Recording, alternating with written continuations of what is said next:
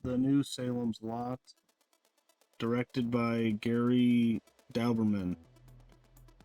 So obviously based on Stephen King book from the 70s.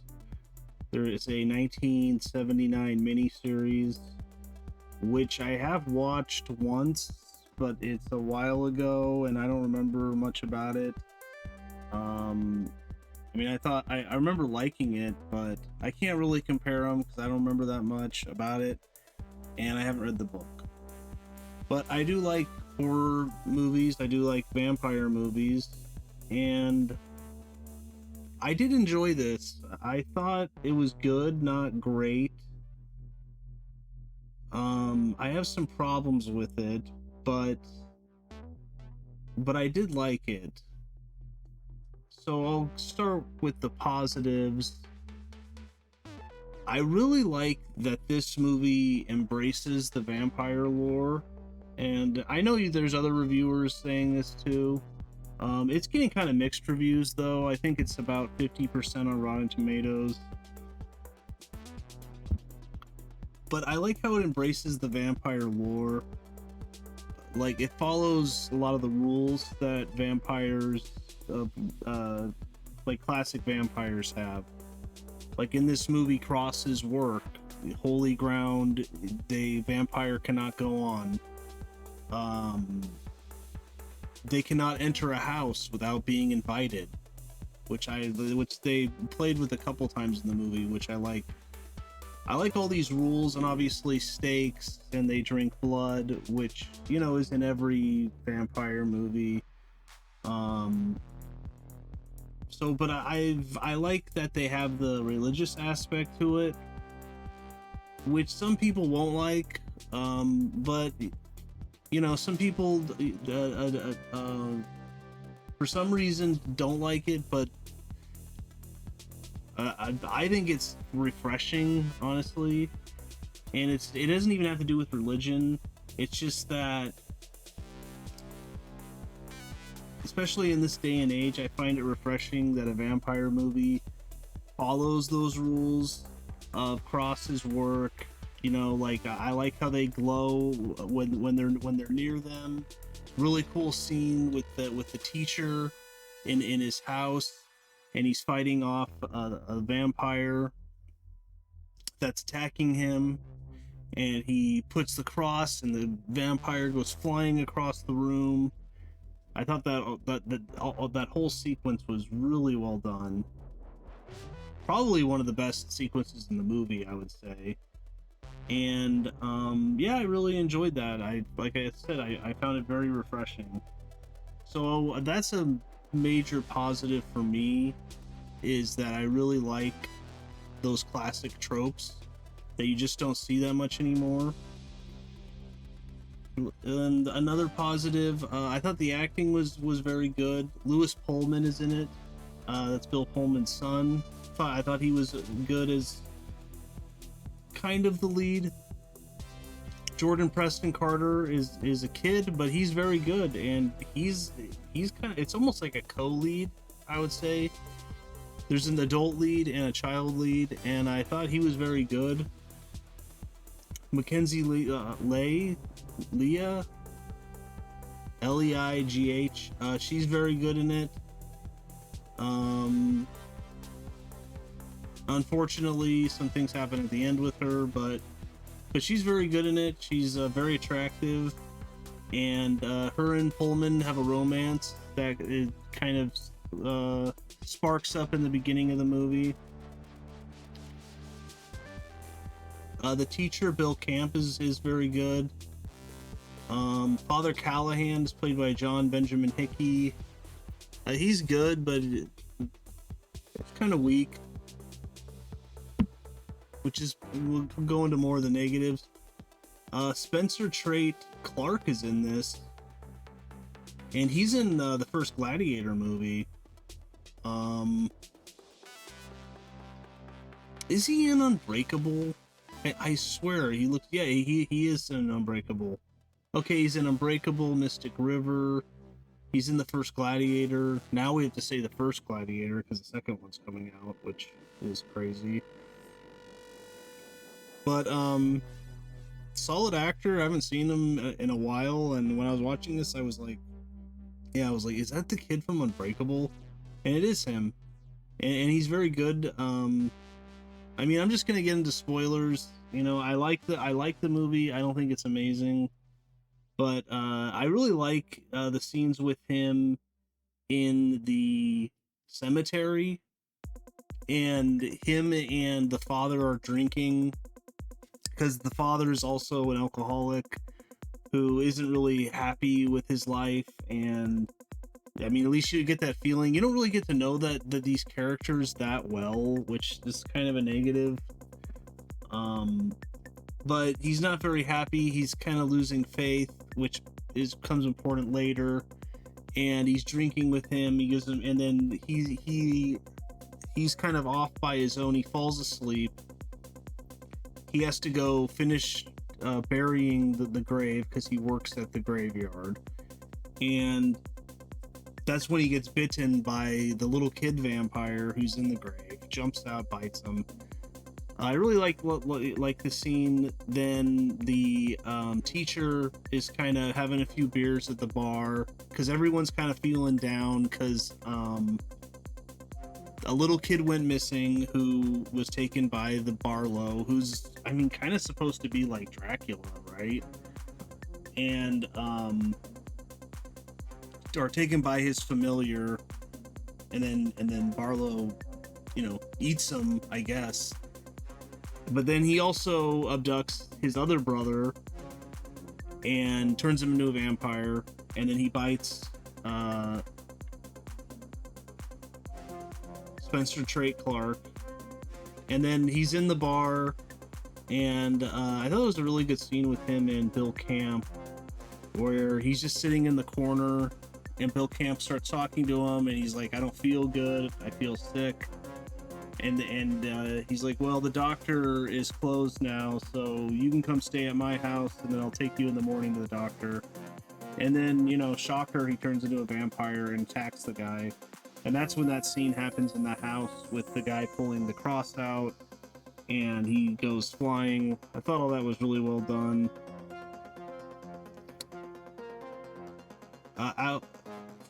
Alfre Woodard, for some reason can't pronounce that, is in this, and she's very good. That's right. Okay, I'm looking at her IMDb. She's in Star Trek First Contact. Right. I was like, man, I was like, I know this actress, and she's very good, and she's very good in that movie too. So she plays the doctor. She does a really good job. But yeah, I think it's really well acted. It's well shot, but there is kind of a sheen to it, a modern sheen that kind of, it feels like the 70s, but at the same time it doesn't. It's a little too crisp, it's a little too clean, I think. And that was kind of a negative for me. Like, if you look at a movie like The Black Phone, that movie, I think, is shot better, and it feels more like the time period. But there is some nice cinematography with transitions. Like, there's a shot in the trailer when Lewis Pullman is outside and he's running, and then there's a shot with him in the street, and then it pans up and there's all these vampires on top of the roofs. Really like that. The use of sunlight, I liked, especially at the end of the movie. So there's definitely some good things going on there. The person who plays the first familiar, because they get another familiar later, that all seemed very rushed. But anyways, that guy was crazy over the top. Like, that actor, I get what he was doing, but I was kind of like, man, he is hamming it up. That guy is hamming it up. But so I think it's kind of a negative. I mean, he's basically playing Renfield, right? But he's not called Renfield, he's called Stryker, I think. William Sadler's in this, like, barely. What is with that? He plays the sheriff, and I don't know if that's how it is in the book, but, like, he just sucks. Like, he is barely in it, and then it seems like there's some cut scenes, because it's, like, so on the nose, too, because you're like, he's like, oh, I'm just gonna abandon town. He's like, everyone's turning into a vampire, and I don't like it. All that was handled terribly, I thought. And he's just like, I'm just out of here. And then later on, he gets killed and thrown through the glass window in the church where they're hiding, because it's holy ground. They can't go in there, the vampires. And he's dead. I was like, okay, so you got William Sadler as the sheriff, but you don't even get one scene with him fighting a vampire, even if he loses. Even, you know, which he does, but I don't know. He's barely in the movie. I thought that was strange. You know, he's in a scene where the priest gets drunk, and then he wakes up in his cell. And then he talks to him for a little bit, and he's kind of involved in trying to find the lost child. And then he just disappears from the movie and then dies. So I was like, okay, it's cool to see William Sadler, but you know, you could have written a better role for him. But it was probably cut. I don't know. That's like another negative in the movie, I think, is it seems a little rushed. Like, there's a lot of different characters. You don't really get to know any of them that well. Them believing it's a vampire kind of happens very quickly too, so I don't know. But you know, I think the miniseries is in 2 parts, and I believe it's over 3 hours long total, and this is like 2 hours, or it's like 150 or something. So there's probably some cut scenes. Maybe they'll come out with an extended cut or something, but I don't know, maybe not, because it's getting kind of mixed reviews. It wasn't released in the theaters. It's on HBO Max. I think this could have been released in theaters, though. I mean, I don't know what the budget is. I think it could have made some money, but you know, it wasn't. So it's produced by James Wan. So that's another reason why I was like, oh, that's kind of weird it wasn't released in theaters. Maybe they just didn't think it was good enough. So yeah, I have some notes. The actor playing Straker is over the top. I really liked the T-shirt character. I thought he was really good. But he's the one who, him and the kid are the ones that kind of begin to know that they're vampires. And he acts very smart, the teacher character, but then suddenly acts very stupid by going into Barlow's house by himself to investigate Barlow more. Him and Lewis Pullman and Mackenzie, and I think the doctor too. They're all on board that it's vampires.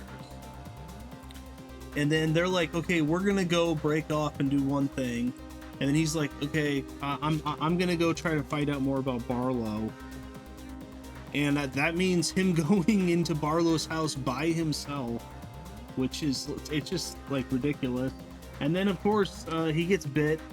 He goes down there by himself. I don't even think he has a flashlight. And then Straker just closes the door, locks him in the basement, and then Barlow bites him. So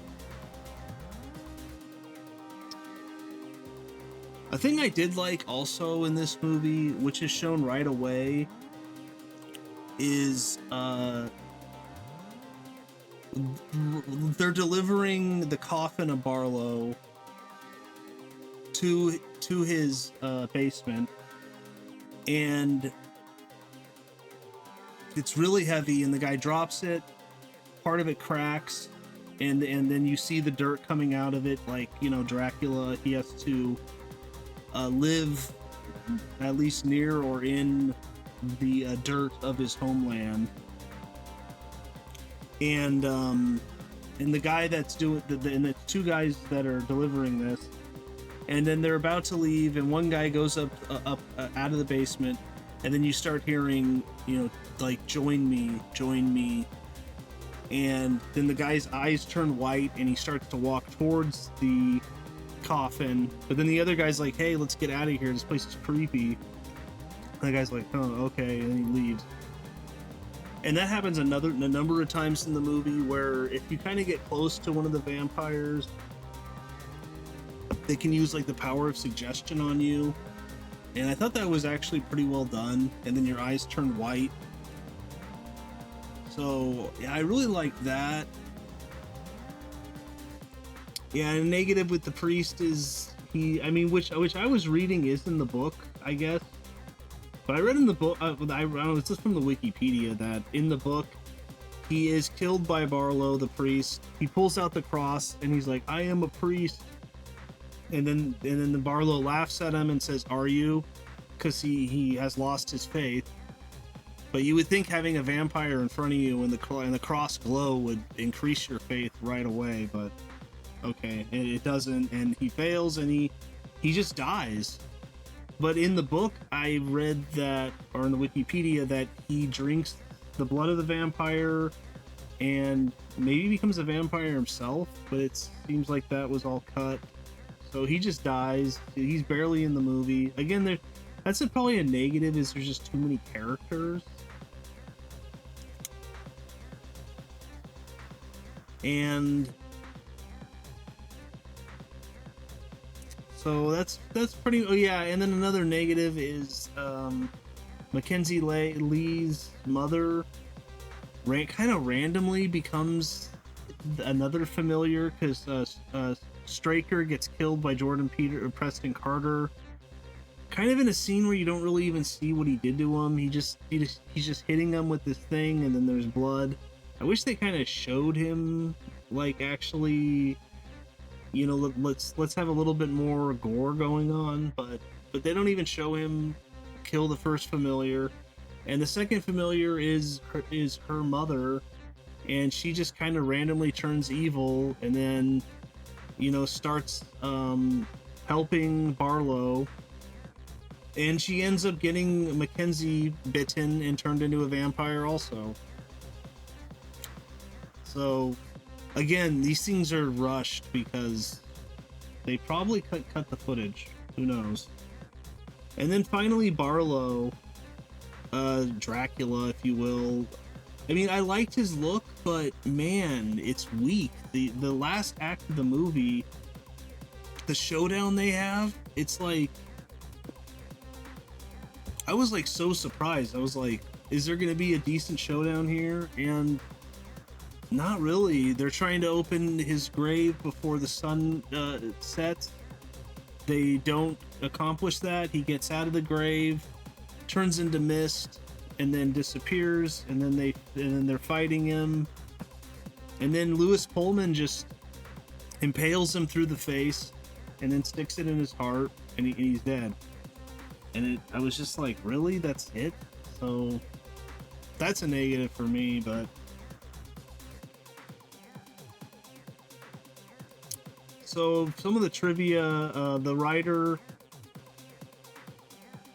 who's also the director, told Den Geek in 2019 that his goal with the new version is to make vampires frightening again. He wants to get away from the sexier, more romantic undead that have infested pop culture for the past quarter century. I'd say he was pretty successful with that. But surprisingly not with the main vampire. I thought that was weird. It's like some of the other vampires are much creepier and handled better, but the main one that's supposed to kind of be the big baddie Dracula is like barely in the movie and then just gets dispatched with.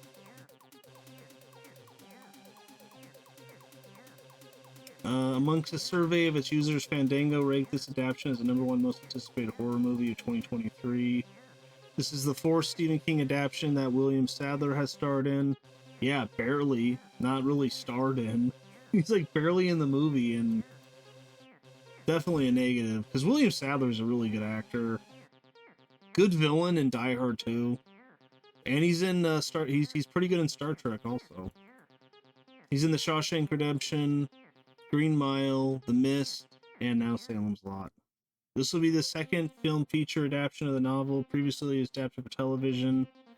1979 miniseries directed by Tobe Hooper, and a follow-up in 1987 called Return to Salem's Lot, which I've never seen. But I did enjoy it. If I was going to give it out of 10, I'd probably give it a 7, probably. Around there. Good, not great. Could be better. Maybe later there will be a director's cut, which will fill in some of these gaps. But, yeah, if you could do me a favor and smash that like button, that'd be great. It really helps the channel. But I think that's about it, though. Check it out, though. Salem's Lot, it's on HBO Max. So, see you next time.